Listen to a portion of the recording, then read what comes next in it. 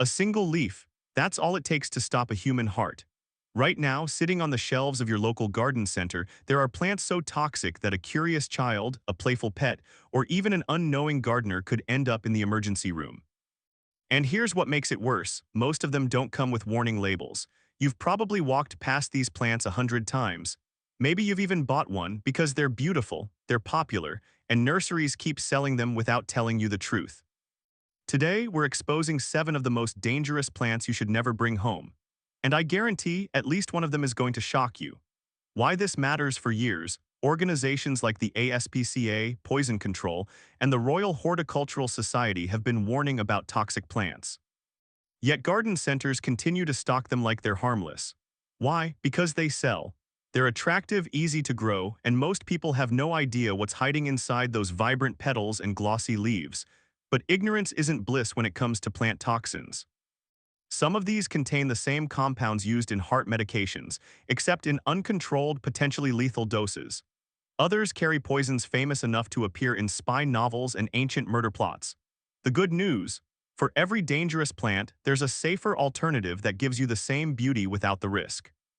By the end of this video, you'll know exactly what to avoid and what to choose instead. Let's start the countdown. Number 7. Oleander. At number 7, we have a plant that looks like it belongs in paradise: oleander. Tall, evergreen shrubs covered in clusters of pink, red, or white flowers that practically glow in the sunlight. It's drought-resistant, thrives in warm climates, and turns an ordinary backyard into something that feels exotic and alive. Garden centers love it. Landscapers recommend it. And homeowners plant it along fences and driveways without a second thought. But here's what they're not telling you: every part of oleander is poisonous. The leaves, the flowers, the stems, even the smoke if you burn the clippings. Inside this plant are cardiac glycosides, the same compounds used in controlled doses to treat heart conditions. Except in oleander, the dose isn't controlled. A single leaf can be fatal to a child. For pets, even a few nibbles can cause vomiting, irregular heartbeat, and sudden death. This isn't a theory. In California, horses have died after eating oleander branches tossed into pastures. Veterinary hospitals issue warnings every summer when people trim their hedges and don't realize the clippings are deadly. The safer choice? Hibiscus. Same tropical vibe, same vibrant colors, completely non-toxic. You get the beauty without gambling with lives. And if oleander surprised you, wait until you see what's next. Number 6. Foxglove. Number 6 is a plant straight out of a fairy tale. Foxglove. Tall stalks lined with bell-shaped flowers in shades of purple, pink, and white. They sway in the breeze like little trumpets calling out to bees and hummingbirds. People plant them in cottage gardens, along pathways, and in wildflower meadows because they're enchanting. They look delicate, almost magical. But inside those blooms is a chemical cocktail that's been killing people for centuries. Foxglove contains digitalis glycosides. Doctors have used digitalis since the 1700s to treat heart failure, but only in carefully measured doses. In the wild plant, there's no control. Chewing even a small amount can cause severe nausea, vomiting, irregular heartbeat, seizures, and cardiac arrest. The danger is especially high for children, who might mistake the tubular flowers for something fun to explore. And it's not just ingestion. Gardeners have been poisoned after handling foxglove without gloves and then touching their face or mouth. History remembers foxglove as both a healer and a killer. That razor-thin line between medicine and poison has claimed countless victims over the centuries. Even today, emergency rooms see cases every year. The safer alternative: snapdragons, tall, colorful, charming, and completely safe for kids and pets. You get the vertical beauty without the hidden threat. But if foxglove gave you chills, the next plant is going to stop you in your tracks. Number 5. Dieffenbachia. At number 5, we have one of the most common houseplants in the world: Dieffenbachia, also known as dumb cane. Large, glossy leaves splashed with creamy white and yellow patterns. It's sold everywhere: offices, living rooms, waiting areas, because it's easy to grow, tolerates low light, and adds instant tropical style to any space. Nurseries market it as beginner-friendly, the perfect indoor plant, except there's nothing friendly about what's inside those leaves. Dieffenbachia contains microscopic needle-shaped crystals called calcium oxalate. When someone bites into the plant, those crystals fire into the soft tissues of the mouth and throat like tiny glass shards. The result: Intense burning, swelling of the lips and tongue, and in severe cases, the throat swells so much that breathing and speaking become nearly impossible. That's why it's called dumb cane. Victims are literally struck dumb, unable to talk.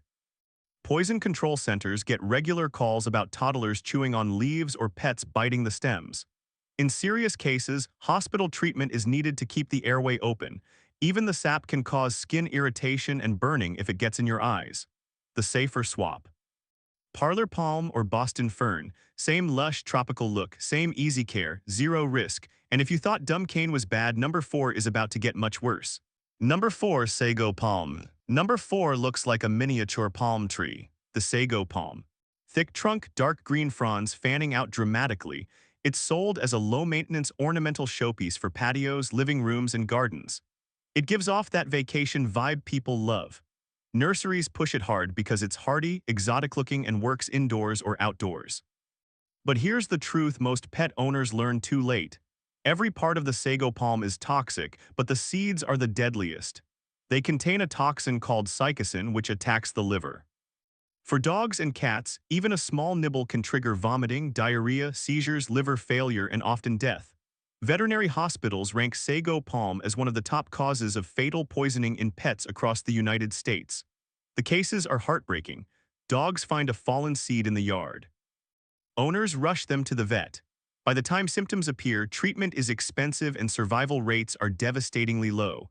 The plant doesn't look threatening, no thorns, no warning colors, but it's a silent killer. The safer option, areca palm or ponytail palm. Both deliver the same decorative tropical appeal without the toxic price tag. And if the sago palm shocked you, number 3 is going to take it to another level. Number 3, castor bean plant. At number 3, we have a plant grown for its bold, dramatic foliage. The castor bean plant. Tall stalks, oversized star-shaped leaves, and spiky red seed pods that look almost architectural. It's fast-growing, fills up space quickly, and catches the eye in ways few plants can. Nurseries sometimes sell it as an exotic statement piece. But inside those seeds is one of the most notorious poisons in the world. Ricin. Yes, the same deadly toxin you've heard about in spy novels and crime stories. Ricin is so lethal that just 2 or 3 seeds can kill a child. For pets, the risk is just as severe. Even handling the seeds without washing your hands can be dangerous if you accidentally touch your eyes or mouth.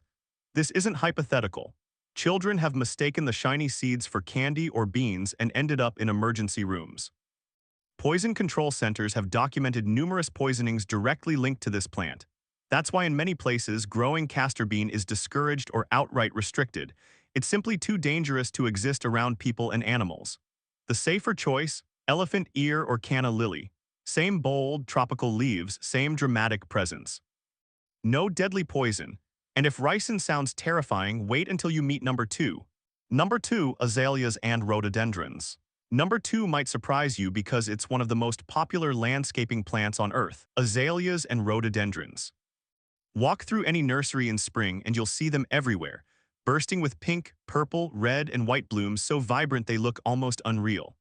Homeowners plant them by the truckload because they're hardy, evergreen, and they turn any front yard into a dazzling floral display.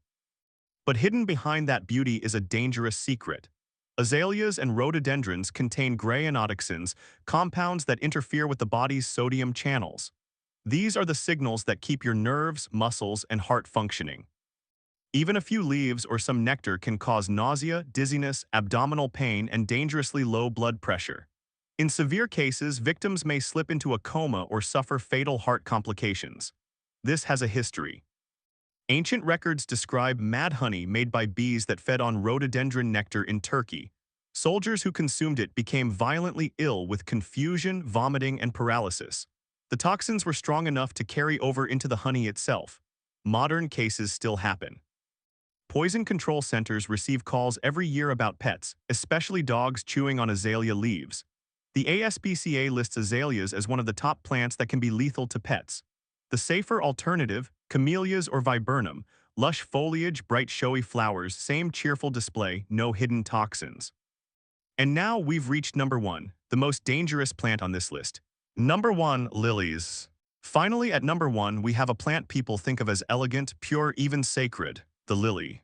With their tall stems, broad petals, and strong fragrance, lilies are a florist's favorite. You see them at weddings, funerals, Easter services, and in homes during the holidays. Nurseries and garden centers sell them in pots, and their beauty makes them almost irresistible. But what most people don't know is that lilies are silent killers for cats. And I don't mean a large mouthful of leaves. Even the tiniest exposure can be deadly.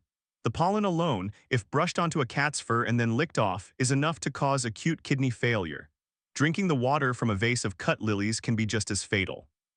Within hours, cats begin vomiting, lose their appetite, and become lethargic. Without immediate emergency treatment, most do not survive. The survival rate drops drastically if treatment doesn't begin within 18 hours. That's how fast the toxin moves.